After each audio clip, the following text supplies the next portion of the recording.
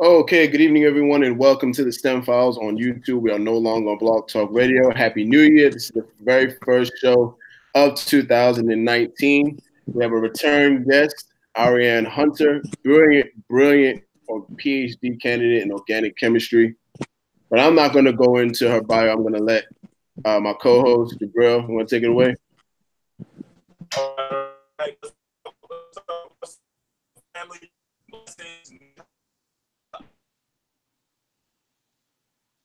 Jabril, you're going in and out.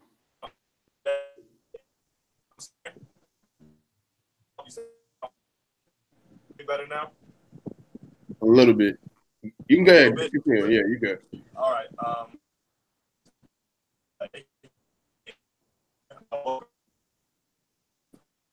Arianne Hunter, we had a wonderful mentorship. I was going in the career as well. Looking forward to seeing what's new with her, as well as what's new in her field. Continue being a dynamic.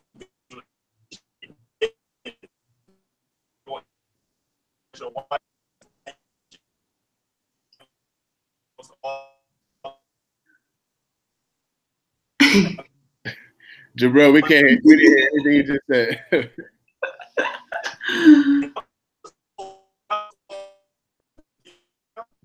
Dude, it's gotta be the Wi-Fi where you are, man. I think it's this.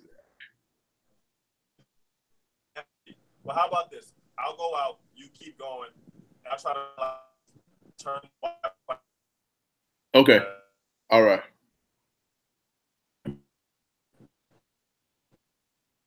Okay. All right. So, Ms. Hunter, once again, thank you for being a guest on our show again. We had you on last April. Yes. And, you were doing some amazing things then, as you are doing even more amazing things now. So give us an update. What's new since you last been on the show? Ooh, I didn't know so much could happen in 9 months. So I guess since I last talked to you guys, I've published a couple more papers. So I've kept on with the whole chemistry side of my PhD. But I think some of the most impactful stuff that I've done is in terms of outreach and the broader impact of the work that I've been doing. And so I've been working with some high school girls in the Oklahoma City area through a couple of organizations. And for that, I was awarded basically what's called the Next Gen Under 30 Award in Oklahoma. So basically honors young adults under the age of 30 in the entire state of Oklahoma who are kind of making impacts in their respective fields and communities.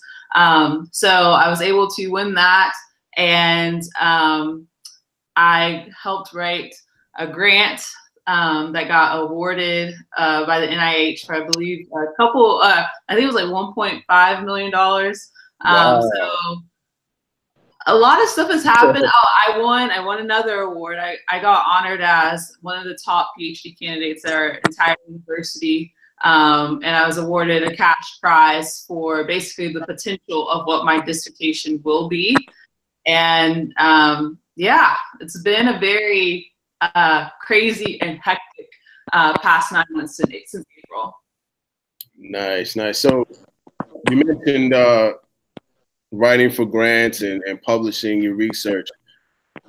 Can you kind of take us down that journey? What does, for those who are watching who may not be familiar with publishing a journal or writing for a grant, let's start with the journal first. What take us through that process? What does it entail?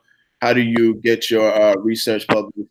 And what are some things that journals look for in order to actually be qualified for them to publish it? Right. So basically, everything in your field or everything in my field, to be published, it has to be peer reviewed. So within your PhD, you're going to be doing some novel research. So you're going to be conducting new research. And once you get enough data to prove that what you've discovered is novel, it is transformative enough, you kind of gather all the data and you write it up and then you submit it to a journal. So whenever you're writing it up, you kind of have to make sure, at least in my field in organic synthesis, I come up with a transformation or I identify a transformation, and then I have to be able to apply it to a wide variety of substrates. And that will basically increase the novelty of the transformation. And then once that's identified, we kind of gauge what type of journal we want to submit it to. So in my field, there's like probably 4 top journals, and then each of those 4 top journals have sister journals underneath them, and they kind of decrease by the level of impact. So a thing that you'll hear a lot in science is the impact factor. So you kind of gauge your own research. So there's a lot of self-critiquing that you do before you submit to a journal, and you kind of identify which journal that you want to submit it to. So you write it up, you submit it, and then you honestly just have to wait for reviewers to give you feedback. And that's kind of the toughest part, because some of that feedback can be super harsh. Oh, trust and believe, I am all too familiar with the harshness of peer-reviewed journals. Yeah. It's good to know what people are thinking about what you do. It's good to have people talking about what you do. Yeah. But then there's that side where you're like, okay, take it easy. It's research. It can be approved on, expounded on, you know. So what were some of the challenges in the actual publishing process? Like, what are some obstacles you ran into? So I think one of the biggest obstacles in terms of publishing a paper, at least in the field of chemistry, is being able to, so I do synthetic chemistry, and it's kind of hard to pitch synthetic chemistry because it's really hard to identify the novelty, because whenever you're just making a molecule and you're not necessarily applying it in a biological system, or you're not synthesizing a complete natural product, it's hard to say, yes, what I'm doing is novel and what I'm doing is worthy of being published. And so identifying that novelty and trying to pitch it accurately without being boisterous and without overselling your science is really, really, really tough. But on the other hand, if you don't pitch it good, then it's not going to get published. So you kind of are walking a tight line in that regard. Jabril, you good? Do I sound better now? Yes, sir. You sound a lot better now. Yeah, you sound good now. You got some questions? Hello? Yeah, you're good. All right, so I think I figured. So I have.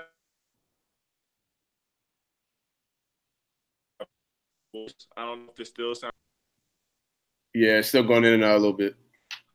You would think that you'd have Wi-Fi at a hotel than you would. Yeah, because a lot of people. Let's try this. I'll try to say a question and see how it gets through. So, you mentioned Ari about things being hard or tough, and a lot of times when it comes to success or successful people, it's easy to see where they've come or like where they've gotten to, and of course the accolades, but hard to see the journey. We all watched this movie, Bird Box, and it was talking about one of the things I saw was people equated like society not seeing, people who have mental issues or whatever. Could you talk a bit about self-care on the road, how important it is to take care of yourself personally along the way to get yourself either just productive and doing things that you like to do? Ooh, I got pieces of that. So I think you were asking me about self-care on the journey to success. Yes. Yes. That's the gist. Okay. So I'm a very, very big advocate on mental health and self-care and keeping yourself as a being healthy whenever you're in pursuit of something that's challenging. So I would be lying if I didn't say the Ph.D. was one of the most challenging things that I've done in my life so far. And I think a lot of people, it's okay to assume that from the outside because it's a very high degree. So in terms of self-care on this journey, it's been very important. So I'm very big into working out, and I'm very big into hanging out with my family. So in my mind, I grind 6 days a week. So I grind Monday through Saturday. I don't let distractions hit me. A lot of people don't know, but a lot of times I'll mute most of my social media those 6 days of the week. And I don't really let anything in during that time period because those are my working days. But then on Sunday, that's whenever I'm normal Arianne. I'm talking to my family. I'm more interactive with my friends.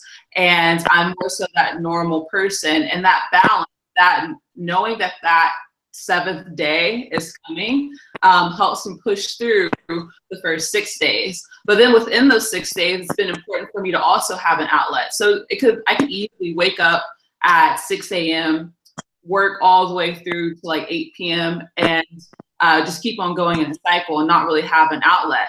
But what I've noticed that's important for me is every morning I have to get up and work out, and I have to get up and do something for myself. And I have to get up, I have to pray, I have to journal. And making sure I do that every single morning is also extremely important to my self-care and in terms of my mental health. Because if I weren't able to do that, my mind would be distracted. And I kind of have like my head on a swivel. But whenever I do that first thing in the morning and I get my mind focused, I'm able to just push through and grind for the rest of the day and work and focus on only chemistry. That's definitely big. Thank you for that answer. I think, like for me, I think a lot about how it is to, you know, increase your level of success. You read the books, you see people's podcasts, see all these things. It really boils down to having structure and discipline.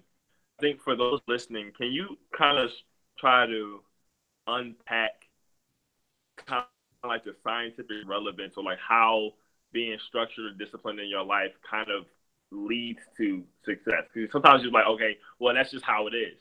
But being that this is a STEM show, like, what is the backing, you know, even scientifically, about why it is the way it is with doing things, being consistent, being structured, being disciplined with your actions leads you to a higher rate or higher probability of success?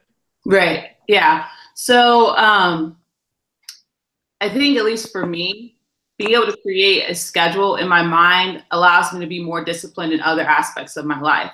So whenever I train my mind, because at the end of the day, what a lot of people don't understand is how powerful the brain is and how impactful the brain is. And so, and then also a lot of people don't understand is that you can train your brain to kind of react and interact differently. So for instance, whenever I was in undergrad, for the first 2 years of undergrad, I struggled. And the reason why I struggled was because I was coming from high school where I didn't have any discipline and I didn't have a fixed schedule that was following. It was like, okay, yeah, I wake up, I go to school, I play basketball. I wasn't really studying, all that stuff. And then I remember I was in undergrad, and it was my junior year, and I had a really good friend who was taking a chemistry class with me, and I wanted to be as smart as her. That's just how I put it, plain and simple. I was like, I want to be as smart as you. And then she just started laughing. She's like, I'm not that smart. I was like, yeah, you are. I was like, you're killing these exams. You're killing these quizzes. And so then I just started watching her. And so what I realized is that every day at a certain time, she would go sit in the library, and she would not move from that seat until she studied for a certain amount of hours. And she did this consistently. And the only day that she did not do it was Sunday. And so then I started doing that. And so then I started implementing that schedule. The next thing I know, that discipline caused me to start being more disciplined in terms of working out. So next thing I know, every day at 3:45 a.m., I'm getting up and I'm going to work out. And then that discipline turned into, okay, every day I'm getting up and I'm reading my Bible and I'm praying. And then it just like that discipline started to carry over in terms of different aspects of my life. I don't necessarily know the scientific backing of it because I'm an organic chemist. I don't really know the neuroscience and all that stuff behind it. But I just know that in my life, creating discipline in certain aspects of my life carried over to a new one. And so next thing I know, I'm 26 years old and I live a very, very disciplined life. And that has directly correlated to my success. And that's why I really believe that being intelligent, you can be inherently smart. But a lot of people don't understand that you can work and you can create a work ethic to become very knowledgeable. And that can always circumvent just inherent intelligence in the work field.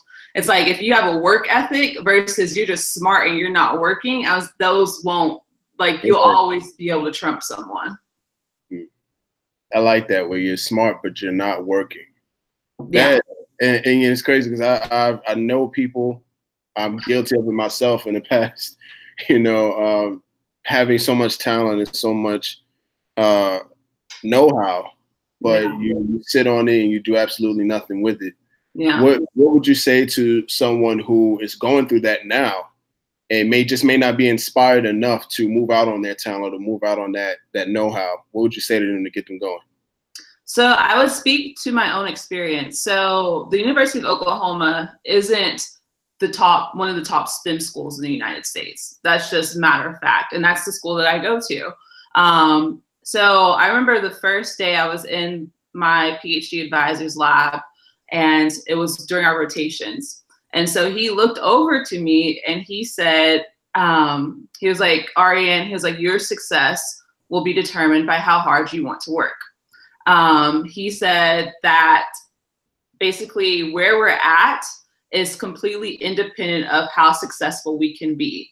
So whenever I heard that as a first-year graduate student, it literally transformed how I looked at my PhD. I was like, there's no upper limit to this. There's always a lower limit, because obviously if you're too low, you can't get a PhD. But there's no upper limit to how hard I can work, which means that there's no upper limit to my success. So whenever people are like, oh, Arianne, like, why are you still going? Why are you still like working so hard? You've accomplished so much.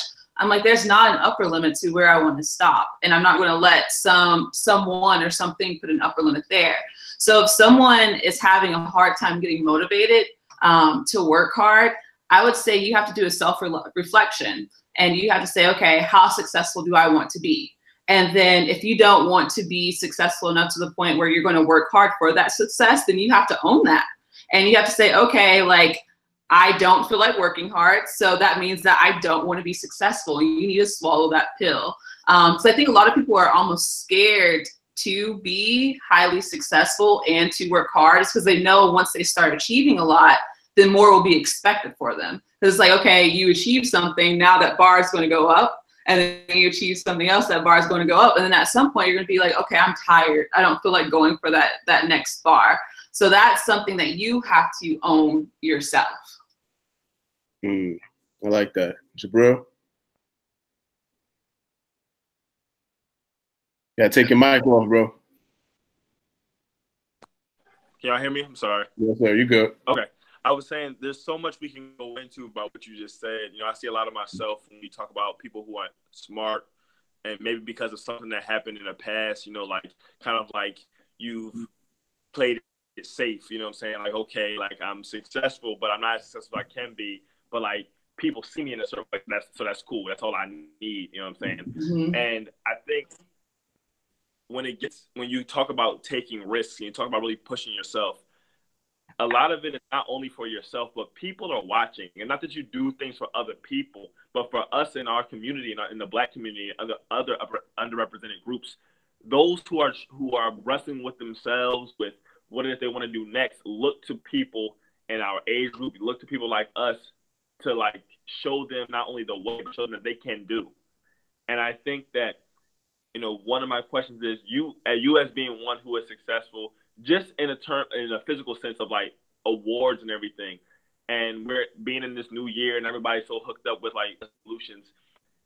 Is there anything that you see yourself wanting to do that's maybe like out of your comfort zone going forward in terms of STEM and academia, taking a certain risk? And how can we, as Original Man Scientific, striving to be in R&D, striving to be one that lifts up STEM in our community, kind of assist in that?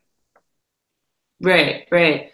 So basically the gist of your question is being like almost like a pillar of success within my community. How like, what do I want to do that's a risk and taking a chance? Right. And then right. Like, okay. How can we use a platform? How can we use our company, what we're striving to do in terms of research and development, or just STEM engagement and STEM just research and productivity to like assist in manner? Right. So I think for me, a risk that I want to take, or that I believe that needs to be taken, is obviously there's a disconnect in scientists, people of color or minorities going into academia full force. And so there's like a disconnect that's happening. So more numbers of us are starting to get PhDs. That's shown in the statistics, but that number isn't necessarily being carried over to the number of us becoming professors and the number of us in academia. And so a risk that I really want to take, or that I believe that needs to be taken by someone, is a mentorship program of actual graduate level scientists and PhD scientists or post-degree scientists and professors within fields already. And so there's no type of, like, there's obviously mentorship programs for high school and college students already, but there's no type of mentorship that's going on from us that are in the PhD or in the graduate programs and people that are already in those careers in academia. So we're going to industry, we're going to government, but we're not necessarily going to academia. And until we get that connect going, I don't think we're going to see that full circle. So a risk that I believe needs to be taken by people who are successful in our communities is actually establishing a mentorship program of that next level. Wow. Wow.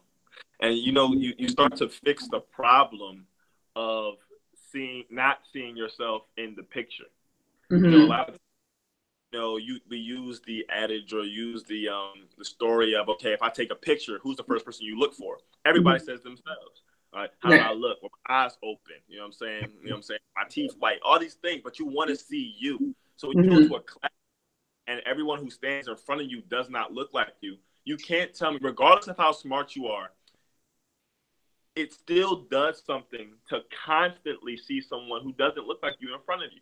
Regardless of how self-motivated you are, regardless of how much deprogramming and reprogramming is maybe going on at home, it helps to have a level of connection outside of just that we both like science and are good at it or striving to be better at it, but that, wow, you are someone who is raised from within the ranks of my community. Right. And looking like me are putting forth your scientific expertise and showing that not only can we do it, but highlighting even that we've been doing it throughout eons of time. Mm-hmm. You know what I'm saying? So that's so important. That's a very, very wonderful idea, and I definitely pray you successful in anything we can do in terms of like our network and continuing to work with one with another. One of the reasons I really love this platform, I know I'm talking a lot, but I just gotta get this out. This all good, bro. We highlight, but we are able to really hone in on what our demographic not only is doing, but wants and desires. And I think that, STEM can be cool, you know what I'm saying, a lot, but like sometimes you can lose sight of what's really needed, what people really want, and what can help people of certain groups and society really move forward, not just with the new iPhone, but programming and really seeing yourself in the picture. So that's a wonderful thing. Yeah. Because I think, oh, sorry. No, go ahead. No, you're good. Okay. I think something that's happening right now that I've at least experienced myself is we know that we need more representation. But something that's really happening that's really troubling me is that whenever people who are kind of making it, so people who are jumping that line of success and actually making it to those upper levels, the more professional ones, because I don't want to say that we're not helping our community, but whenever you look at the really, really successful people, at least in science, some people that I've come across, I don't see them reaching back enough. And it's really frustrating me. Like I had an experience where a professor, he was a professor of color. He came up to me and was like, yeah, I'm going to help you. I'm going to do X, Y, Z, this and this and that. I reached out and I emailed him to actually follow it up because they say email and follow up. And so I did that. And I said exactly how we met. I did all the things and I didn't get a reply.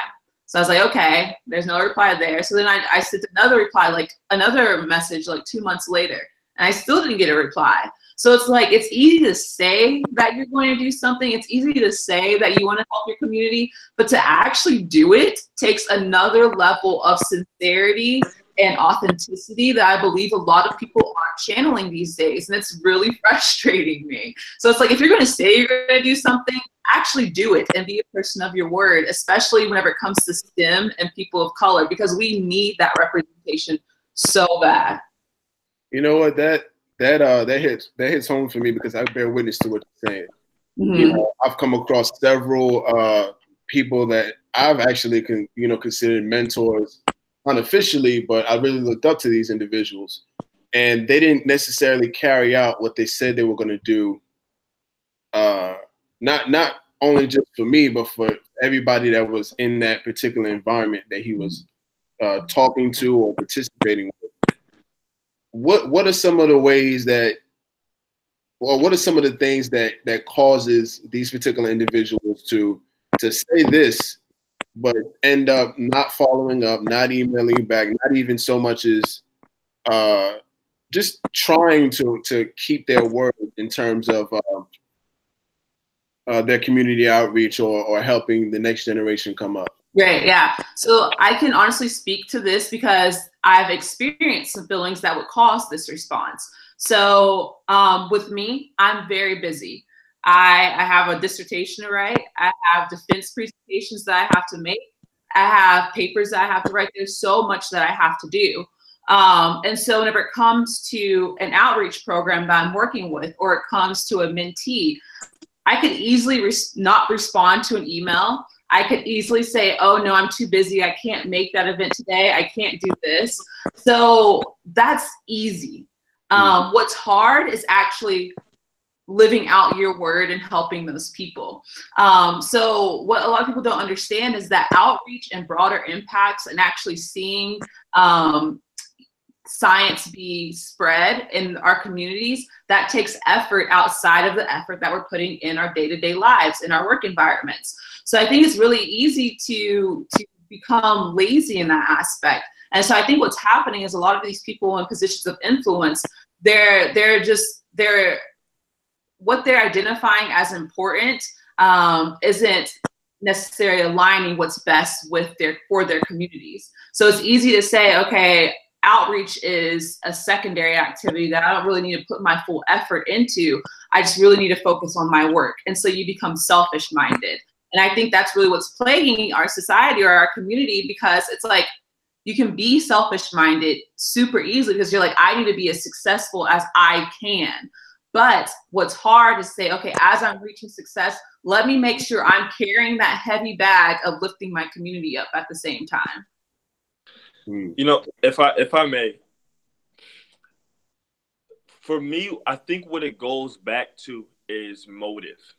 Mm-hmm. What was the reason that you strive to become strong in, famous in, popular in, adept at, proficient in whatever it is that you did? When you are able to articulate that reason, you get to that motive, it becomes clear. A lot of people in our community, the goal in STEM or whatever it is they become proficient in and like renowned in, was for themselves.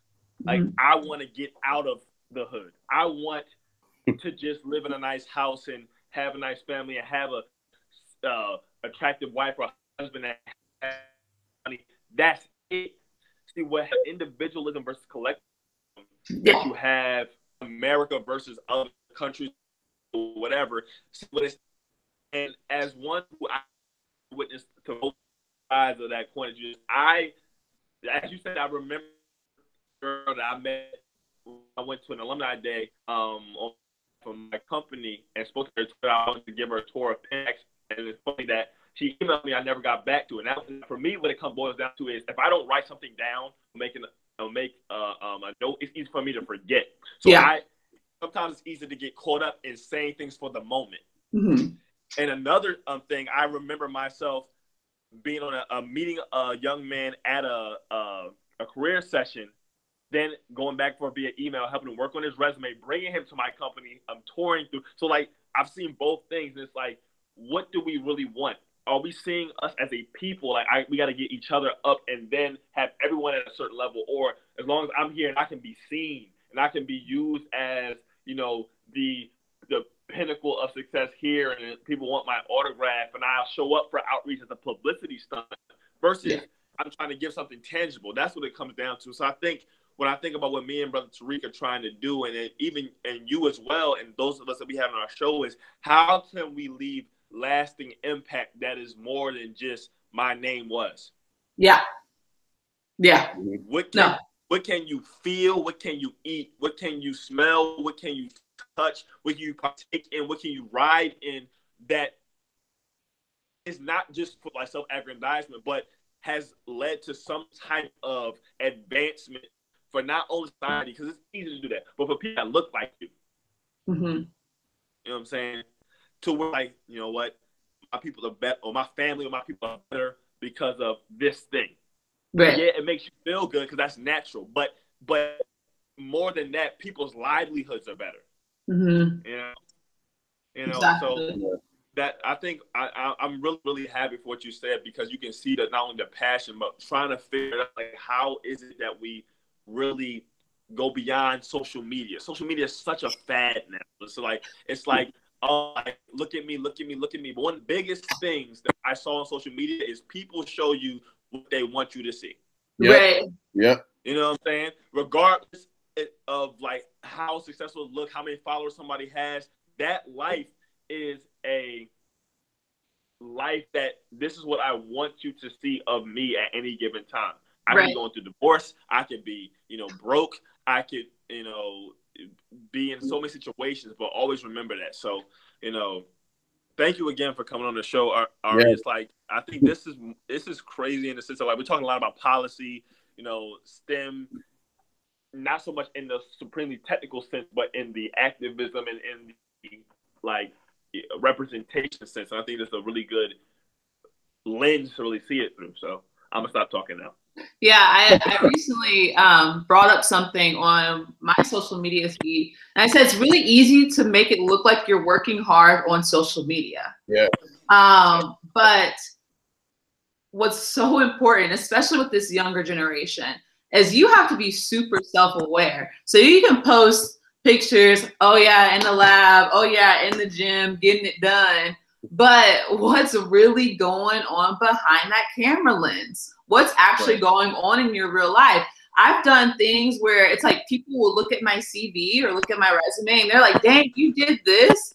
But it's like, I'm not sitting here gloating and putting it out there for the opinions of others. I'm doing it to help my community. So as long as a little girl out there can be like, hey, Arianne helped tutor me. Hey, Arianne's organization did this and this and this for me.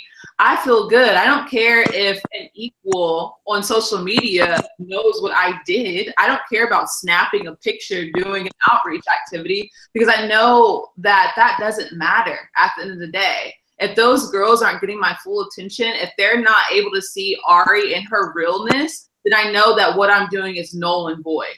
And I think that's what's missing. A lot of people are doing stuff for likes and for notoriety, whenever that's not authentic, and it's going to come out sooner than later that it's not authentic. And that's the real part about it, is your authenticity will be revealed at some point in time. Authenticity. We talk about keeping it real all the time on the show. Yeah. And authenticity, that's what it is. It's just about keeping it real, being honest with yourself, being honest with others. And, it all actually ties into something we've talked about plenty of times on the show, which is research that has no aim or pointless research.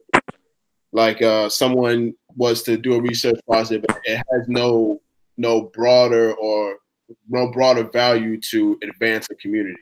Yeah. They're doing it to publish it. They're just doing it to get in the journal, get some publications under their name.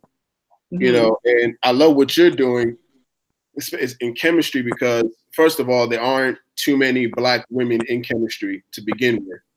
And here you are just damn near dominating chemistry in your on your level in terms of being a PhD candidate and what have you. Yeah. Where do you see your research going 5-10 years from now? Because I know we talked about that last time, but it was less in depth than this question. But what do you envision for your research in terms of improving your community?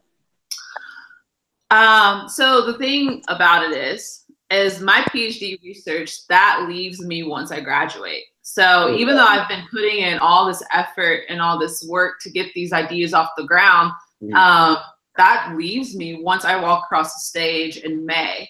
And I don't want to say it hurts, but whenever you put so much effort into something, you get so many ideas off the ground and you get preliminary data for so many things. And then to know that the point that you leave that laboratory, another person can take that preliminary data that you've gotten and transform it to the fact that it's now theirs. But if you were to stay, it would have been yours the whole time. You know what I'm saying? So that's one of the most frustrating things about a PhD is because even if I were to start an independent career in academia, I couldn't take those ideas that I got off the ground during my PhD because those are my PhD advisors' ideas technically. And so that sucks. So I can't really say where the research that I'm doing right now will be in 10 years because that's all up to my PhD advisor because once I leave, those are his ideas. So I have to, whenever I start my independent career, it's literally my independent career. You know, I'm glad you said that because one of the goals of Original Man Scientific is to have the talent or the scientists control the creative direction of their research. Yeah. So if you was to, like, say for example, you signed a development deal with OMS for whatever research you want to conduct or carry out. Even if you were to leave OMS, it still belongs to you. You maintain all your IP, you maintain all of your ideas, all of the things that you would like to do with it. We don't have that type of control. All we do is we want to facilitate the growth of your research with your direction. So, you know, we look forward to working with you and those like you in the future. 2019 is going to be a very productive year for us because I've been working on ways to make sure that we can facilitate certain projects without having to go to the government or apply for certain types of funding or what have you. So we'll definitely be making sure that if you have an idea or there's a research or development you want to carry out, we want to make sure that you can do that. Yeah, because that's heartbreaking. Like you've heard of situations that, like, for instance, happened at Harvard where a graduate student synthesized most of a compound that ended up being a lead drug. Right. And he ended up suing the university for compensation from that drug going to market. And it's crazy that it comes to that point because people don't understand how much work we do as graduate students. I can easily put in 14 hours in one day, standing over chemicals, breathing in chemicals, being exposed to who knows what. And then to know that once I leave that laboratory, basically all I have to take with me is the fact that on my CV, I have publications. Like if something that I were to become a drug or something an idea that I came up with were to become patented, like I don't own that patent. OU owns that patent. Like I have nothing to do with that. And so it kind of hurts to know that that work will not necessarily be associated with me anymore. Well, we can definitely help you at least derive some of that work. Yeah. To make it your own. And but there's a question I want to ask, and it's not technically off topic, but it can be considered that. Now, when I ask the question, it's okay if no one wants to continue. It's a very touchy subject, especially right now. So most of the world has seen a 6-part documentary on R&B legend R. Kelly. Yeah. And that particular situation touches a lot of things: rape culture, mental illness, the whole nine. Anything that you can think of that affects a Black community or a community in general. What can scientists or those who are striving to be great in STEM, how can we up our game to make sure that we can contribute to the decrease of rape culture? Anything involving mental illness or something that would harm a person on that level? What can we do to step our game up with that? Right, right. So I can tell you something that I would do. I don't know about the scientific community in general, but that documentary really touched a very deep part of me, because what was happening, or what is going on to this day, because as we saw, it's still happening. Black girls are being taken advantage of. They're not being cared about. What's really happening is exposing how much society does not care about girls that look like me, girls that look like my sisters, girls that look like my friends. So it really touched a very, very deep part of me. So I think whenever I was seeing it, automatically I thought I have to go save as many Black girls from this situation as possible. So scientifically, I don't know if there's something actually like hard science related, like physics, chemistry, biology, but obviously psychology is a science and neuroscience is a science. So I feel like maybe that there's something in terms of that that can help, but I can't speak on that. But in terms of me, I feel like this is a time in which scientists should use their influence to go help their community. So we need to go establish programming in these environments to help avoid girls from wanting to seek, or being, not necessarily girls seeking something, more so girls being preyed upon by individuals like this. Because if we're able to kind of go into these poor communities and go into underserved communities and bring girls into almost our clutches away from these predators, I feel like it will decrease the rate of that. So in terms of that, I just feel like more people need to care about Black girls. And I feel like me as a scientist, me as a person who will one day be a person of influence, some people would say I'm a person of influence right now, I feel like it is my job and it is my duty to go into communities where girls like these can be preyed upon and make sure that they're not able to be preyed upon by getting them involved in programming and stuff that I can set up. Jabril, what are your thoughts? Can I start?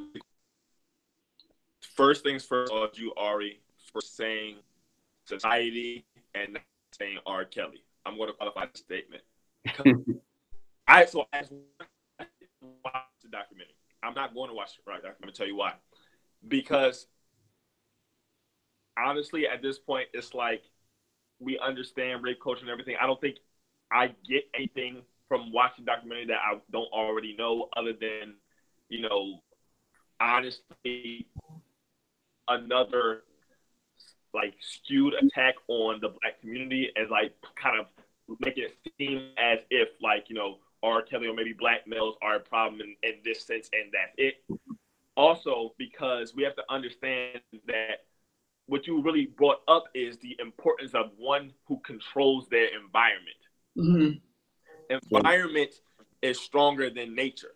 Not to say R. Kelly's nature is, rape culture or whatever, but there is a growing environment of rape culture, brutalization, all these things that lead to those of our girls and other girls and young people, being victimized in this way. So us as STEM intellects, people who are engaged in STEM, who understand that life, the basis of life is science, really can move to understand that we can create an environment that is adverse and can choke out the environment or the culture of rape. And how do you do that? By systematically implementing programs and busying people, making them busy with productive actions.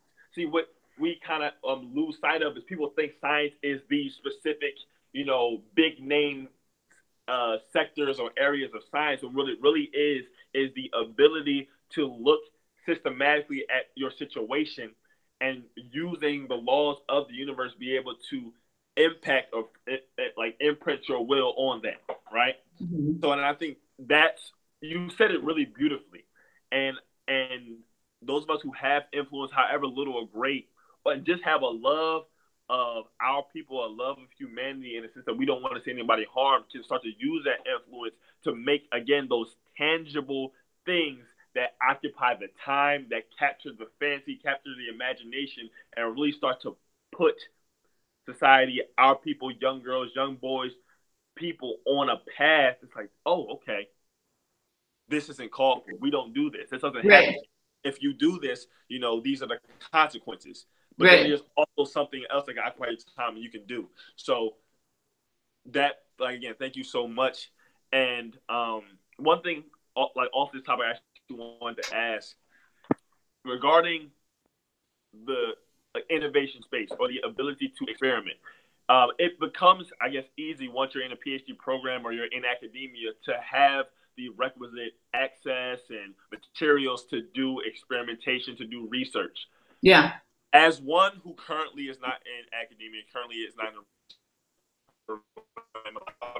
like productive time is occupied job, what are some avenues, if you know, for one to acquire or be able to participate in makerspace, either free of charge or in some type of program that you can kind of innovate on your own and hash out ideas, put things on paper, or like kind of experiment a little bit, you know?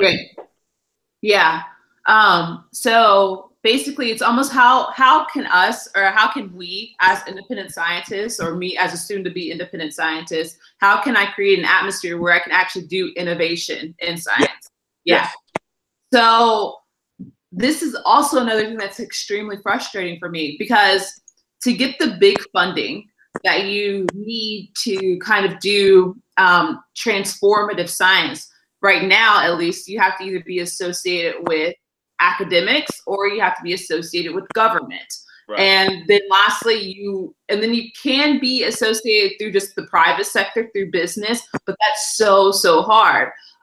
So kind of what's happening is, okay, you have scientists in academia, you have scientists in the government, but those are managed by basically huge funding agencies. So then the last aspect is you have people creating startups.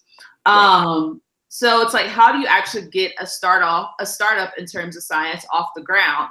And it's like any business, but it's more difficult because you have to have certain technologies to be able to create science. And if it's not like, okay, I want to go start a graphic design business. Right. So all I need is like a computer and I'm good, right? All I need is this and this and this and I'm good. With science, you need multi-million-dollar instruments, you need millions of dollars worth of supplies, all that stuff that's so hard to acquire as a business person. So it's like, how do we circumvent that? How do we get around that? And it's really hard because, like, that's basically saying, like, how can I, after I graduate with my PhD, how can I acquire millions of dollars to start a lab? What are the avenues in place? Do you guys know? Right. Absolutely. Well, I know.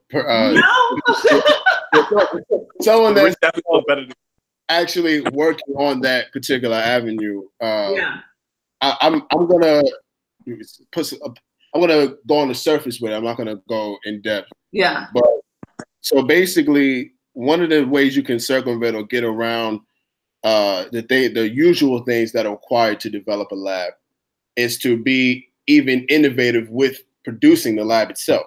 Uh-huh. So say, for example, right, there's this big fad about container homes and, you know, taking shipping containers and retrofitting them and turning them into other things. Uh-huh. One of the things that OMS is going to do is actually retrofit containers and actually install laboratory type equipment or retrofit the container itself into a laboratory. So everything that you would see in a laboratory in a university was what you would see kind of funneled into that container. And there are tons of container labs all over the country, some in Africa, some in Europe. And it's really something that I want to bring into the company because, one, containers themselves are not expensive. Uh-huh. It's not expensive to retrofit a container. It really just depends on what you want to do. Uh-huh. Now, the real challenge in terms of funding the research itself is really making sure that you can get a good amount of money for your materials and your tools and things like that. Yeah. But as far as actually putting together the lab, it can be done at a lower cost than you would to actually build or buy a traditional style laboratory. Right. Because one of the things I'm really fearing is, so I've decided to pursue government work after I graduate in May. So one thing that I'm really fearing is a loss of innovation, because within government work, you have a goal and you achieve your goal. And the goal, at least for the Department of Defense, is to basically whatever you do as a civilian scientist, it should benefit the Department of Defense. Right. Whereas in academia, you have like a general kind of freedom of innovation. And I'm very fearful of that. I'm very fearful that my mind will get stagnated. I'm very fearful that I won't be able to be as creative as I have been within my PhD. So if there were ways, because there's nothing limiting for me, like having like a side job or like a quote unquote side hustle as I'm working for the government. So like if there were like a way that I could create, like keep that innovation, that scientific innovation in my brain, that would be a match made for me. Like it would be so amazing. That right. Yeah. So okay, literally, I bear witness to what you're saying. I work for the government right now, and in a sense, it's like I do great work, but some of the things I want to do on the side, because like those, like they say, you know, what is the adage to say, when you go home, you don't do anything, you're not tired, you're uninspired, right? You know, I've fallen victim to that, and. But a lot of times, you know, when you work and you work a general 9 to 5, whether you have flexible hours or not, that's some of your most productive time. And with any job, you can get locked in, especially if you're not in the R&D field, with like what you do day to day, you know, doing your job well. But some of the time, some of the things and ideas you have, you're not exercising those muscles anymore. So one of the things that we want to talk about, and this is again why it's so important to have this platform, because we can even go over ideas, is having you become a part of what we try to do OMS-wise to keep that innovative mindset going. Yeah. You know, as an umbrella, and one thing that I actually wanted to talk to one of my business partners about is, who has a lot of influence in the city and has gotten space, a lot of things through his networking, is to be able to foster the ability to have, so someone comes in and is like, okay, what do you need? I need this for an experiment. Okay, well, I have this funding, or I have this flowing income. I can procure this. How much time do you need? And then have you, bam, do that. And then have it be something you can do on the side. So if you need to travel. And another thing I was just thinking about is, Tariq, we've had so many guests on this show, and similar to what we try to do on the another side with having that expo, is we should do maybe some type of summit where we kind of contact those who we had on the show and have a big kind of brainstorming session as a unit on things we talked about on the show, and also how to kind of keep the innovative process going amongst ourselves. Yeah. So that's something, Ari, that we're trying to do. We would love to have you on board with that. Again, not to take captive your ideas, but the big thing for OMS is to generate that innovation. We're not trying to take credit. It's like, oh my God, like we're trying to continue to highlight those who, like you and me, that are doing science, but provide that avenue that you have intellectual property protection, you have access to materials, you have access to mentorship, and you eventually can get, you know, a stipend and like things for the work that you do. And then also be based in the inner city environment, or in these environments where people walking down the street, like, what's going on? What are they doing? Exactly. Idea, whatever. And then it can come in and it's like be a part of what you're doing. So that's really one of the grandiose things of OMS that you really just hit on the point right there. Yeah, that's huge. Yeah, there's nothing like walking down the street and you're seeing innovation right in your community. Yeah. And I'm not talking about the innovation that will move you out your community. I'm talking about innovation where some group of Black or Latino scientists set up a laboratory, and they're literally serving the community with that laboratory, right? With that engineering facility or what have you. That's the type of imagery that we want to project with OMS. Right. You know, so it's important. Absolutely, absolutely. So we're actually coming up on the conclusion of the show. We want to try to keep it as an hour. One question I wanted to ask. Tell us more about the Next Generation 30 Under 30 Award. What was that about? So that was, at least I think that I was awarded that award more so for my philanthropic efforts. not necessarily for the science, although that obviously my productivity in science was an influence on it. So I was nominated for it by a person in the community. It was supposed to be an anonymous nomination, but she kind of told me that she nominated me for it. So this woman, she owns her own civil engineering company within the city, within Oklahoma City. And so she is the definition of a person of influence giving back to her community constantly. So she owns a company that does engineering projects for different schools and different businesses within the city. But she also runs a program within our city that serves girls from inner city high schools in Oklahoma City. And so I worked super hands-on with this organization, and I have for the past 3 years. And so she nominated me. She was just like, you're so passionate, not only about your science and so hardworking, but you're very passionate about your community, about giving back. So she nominated me for it, and I won it. So I was standing next to firefighters that have been impacting their society, people that work in education that have impacted their society. So it was really crazy to see how much we can do under the age of 30. A lot of people like to associate, like, I can't really do anything until I have a certain amount of money. I can't really do anything until I reach a certain age. If you want to make an impact and you want your community to be a better place, you can start at any age you want to. And I really just want people to quit putting limits on themselves. If you want to change what you see in society, start doing it. And so to see so many people of that same mindset surrounding me at the Next Gen Under 30 Awards ceremony, it was amazing and it was inspiring. So I already thought that I could do whatever I want in terms of my career, but like now I actually like fully believe it, and I'm going to start pursuing those dreams and those desires. Awesome. Yeah. Beautiful, beautiful. Yeah, this is so as mentioned on the promotion material, Ari, you're the first person to be a two-time guest since our move to YouTube. Now we've had, someone who has been on the show multiple times while we were on Blog Talk, but this is important for us because the follow-up of somebody or being a part of somebody's journey throughout their career is very important to us. We get to see not only the growth of their work, but the growth of that person. Right. I just want to say, and I'm sure Jabril agrees with me, that you, from April, since we first interviewed you to now, we can say that your growth has completely exceeded anything I could have thought of. And I just want to say I'm very proud to have you on the show. I'm very proud of what you're doing and what you're going to continue to do. Thank you so much for everything you're doing. Thank you, guys. This platform is amazing, and I'm very excited to see how it grows.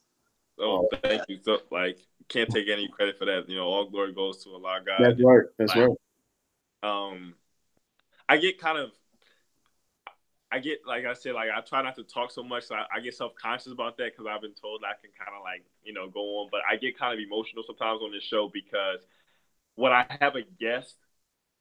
have a guest, I see myself or where I want to be sometimes. And I see dang, they took that risk that I've been talking about, for months. So they did that thing that so a little history about me and Tariq's relationship. So, we've known each other how long now? 3 or 4 years now, bro? Yeah, before this year, yeah. And so our first contact with a true brother of ours and Mental was telling me about the work he was doing and how we're both in STEM. So Tariq called me and basically, was talking about, oh, I'm doing this, doing that, and he wanted me to be in his wedding. Now, this you talk about someone who just met, but obviously knew through oh God, and I'm saying this, bro, because it's important. He wanted all of his groomsmen to be in the sciences, and I make it. You know what I'm saying? I wanted to, and then I came on Original Man Scientific after that. But it was crazy because when he presented what his thought process for Original Man Scientific, I said, "Yo, this is legit." I've talked about wanting to have my own firm, my own company since I was little, but I never thought that it would be. I never thought I wouldn't be at the head of it. Not to say I want to be elite, but like it wouldn't be like my or like idea. Yeah. And sometimes God puts you in certain positions to see how you can follow. Yeah. But also keep your authenticity and add value. You Right. doing it for self doesn't necessarily mean you do for yourself. Right. Right. Doing for self means you do for you and yours. You know what I'm saying? And to be able to, and dreams can align is what I'm saying too. So every time we have these people on the show, like our people are doing such great things, young people doing such great things, people in academia doing such great things, and it's like it energizes me to like not let go of the things that I want personally for me, my wife, my family, and to not think that just because you may not have a certain piece of paper or you may not have 20,000 followers or a million followers on social media, or you aren't doing a TED talk, that you are insignificant. Right. You know what I'm saying? That does, and people see you. So people scroll past your social media and don't hit no like, but see everything you post. Exactly. And you know what I'm saying?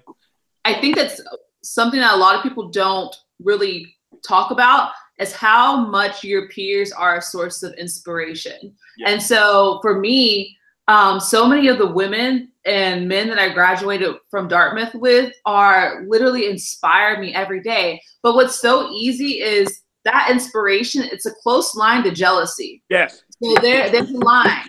And so and I feel like the difference in being on one side of the line or the other is self-awareness and self-respect. Because if you don't know who you are, it's so easy to be jealous of someone else's success. But if you know who you are, what you want to do, what you want to accomplish as a person, I'm looking at person X over there and be like, dang, you are inspiring the crap out of me. Let me go get on my grind and accomplish my dreams. Whereas the other side, I could be like, dang, so-and-so's doing this and this and this. They ain't all that, da, da, da, da. It's so easy to be on one side of the line or the other. And I strive every day to show girls, to show people of color, to allow that, don't ever allow that to turn into jealousy. Always allow it to be inspiration to achieve your own heights.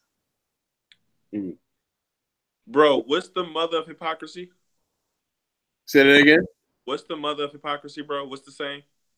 Is it jealousy? Is it jealousy? I don't think. I'm trying to pull something. I can't remember how that goes. But you pulled out something crazy, because like not only is there a fine line between inspiration and jealousy, but then you go forward to envy. See, jealousy and it's like, okay, like you like want what the person has, like, oh my God, I can't believe they have that. But then see, when you go to envy, it's like, now I want it, but not only do I want it, I want them not to have it.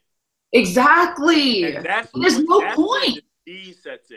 That's where disease sets in, and that's when you get really sick, because it's like, okay, Ari, I can say I want the 30 on 30 award, and that's cool. But when I venture to say, now I want to have it at your expense, that becomes a sickness that needs to be healed. So like, again, like, just as we're wrapping up the show, and for those watching, I low-key forgot that we were live. We always get into the good stuff at the end.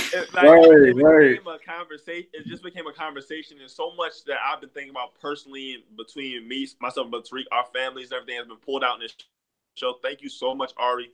Just on that same line, you are a constant inspiration to myself, just speaking personally. And I wish you so much success. And I hope that you see and reach everything you want to. Any help that we can be, whether it's just a phone call, showing up to something, sharing something small, something large, whatever. We promise to be there to the best of our ability and keep doing you. Anything that you want to share lastly with our guests and everything, any type of like social media or like anything you're working on? Or I graduate May 10th, 2019. Yeah. I know a lot of people can't make it, but if you are in the area and you want to come to the graduation or the graduation party, let me know. Awesome. This is so cool. So once again, thank you, Ari. And I would just want to say extend a congratulations right now, so that if we're too busy and can't say nothing when you graduate, congratulations. We're extremely proud of you. we usually ask our guests what does science mean to them at the end of the show, but you answered that. I'm gonna ask you again because your insight on science has definitely grown since April.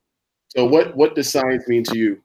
So science to me at this point in my life means power. And I don't want to say this sound pretentious, and I don't want to say it to sound like I'm better than anyone, but the amount of knowledge that I have gained and acquired through science gives me a sense of power that only came through knowing who I am. And so science to me has transformed me into such a person that I would not have been if it wasn't for science, the trials and tribulations that I've gone through pursuing it, and the success that I've gone through pursuing it. So science to me means power. Awesome, awesome. Yeah. Well, thank you again so much. Thank you guys. Absolutely, absolutely. Jabril, is there anything you wanna say? And then I know you're gonna close this out, but I'm really trying not to hype you up like I usually do and say that you're better than me. But you are better than me, so go ahead and close this out, brother. I didn't say it. I'm just saying. I'm better. Bro, I swear, like every time at the end of this part, you make me laugh. The question I always do. Thank you so much. It's been another edition, cracking open of the STEM files here. My amazing work in the field of chemistry and our PhD, and just in general. Those who are watching, please like and subscribe to OMS TV at OMS_TV, bringing you that STEM content, that conscious content weekly as much as possible. We love y'all so much. Thank y'all so much for your support. Really appreciate everything. And like I said, just continue to watch us. Tariq, with that, do we have any insight on our next guest? Yes, we do. Also, when you're subscribing, go ahead and hit the bell so you're notified of every time that we're going live or any time that we have some new content up. But our next guest is Aaliyah Elijah. She's the founder of the STEM Land Science Foundation. I believe she's based out of Philly. So I'm not sure if you know Aaliyah Elijah or not, but she's going to be on the show. She's the founder of the STEM Land Science Foundation. She's young. She's under 25. She's doing great work with the youth. And she has just a lot of great things going on with her foundation. So she's going to be on our show next Thursday, January 17th, same time, 7 p.m. Also, for future reference, for those who are watching, we are no longer doing twice a week shows. We're doing our show every Thursday at 7 p.m. Eastern time. So if it's Thursday, it's STEM Files Day. That's right. All right. So once again, thank you everyone for joining the show. I am your host, Tariq Cardiac, Magna Cardiac. Jabril Engineer, Chrome Master Jabs on social media. Oh, and Ari, what's your social media so people can follow and learn more about you? It is _Ari, ARI, Hunter, HUNTER. Awesome. So once again, thank you, family, for joining us. This has been another edition of the STEM Files on YouTube. Peace. Bye.